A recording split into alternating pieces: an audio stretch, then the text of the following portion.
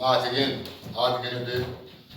Siz bir hamımız bilirik ki, bu ailə üzvləri biz də bilirik ki, Natiqin mən komandir olmuşam, eləcə də buradakı iştirak edən cəmiyyətin üzvləri burada iştirak edir. Natiq erməni faşistlərine qarşı gedən döyüşlərdə fəal iştirak etmiş, öz töhfəsini ordumuzun yaranmasında əsirgəməmiş, fəal döyüşçü olmuşdur. Bunun nəzərə alaraq hökumətimiz tərəfindən, Ali Baş Komandan tərəfindən və cəmiyyətimiz tərəfindən bunun xidmətləri yüksək səviyyədə dəyərləndirilmiş və cəmiyyətimizin fəal üzvü olduğuna görə buna həm veteranlıq ordenlə təltif olunmuş, bir də ordumuzun, siz bilirsiniz, bu il 100 illiyi ilə bağlı və buna orden təltif olunur.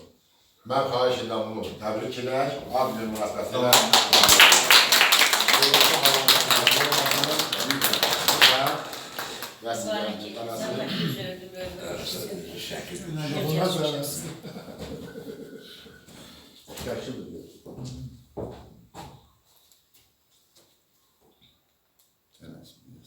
Askerlerin mi? Yok.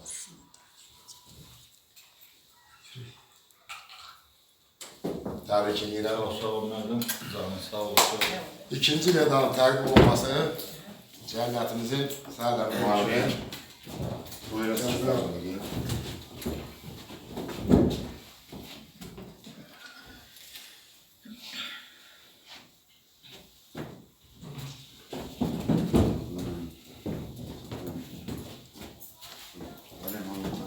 Hasan sen de görmedin.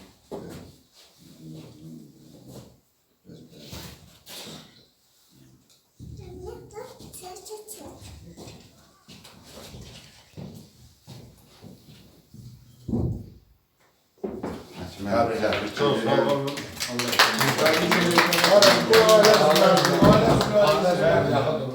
Yaxın durun. Gəlin,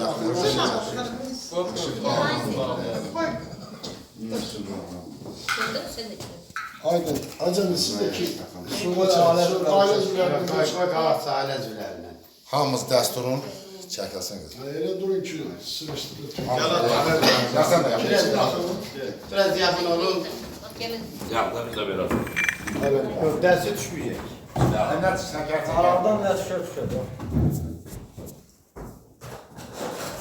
Öyle də yaxınlaşalım. Məsələn, belə Gəlsən otur da qızım. gəl otur, gəl. Gəlsən o zaman. Biraz yaxın yaxın. Aradan Hoşu he, götür. kafede götür. Çok.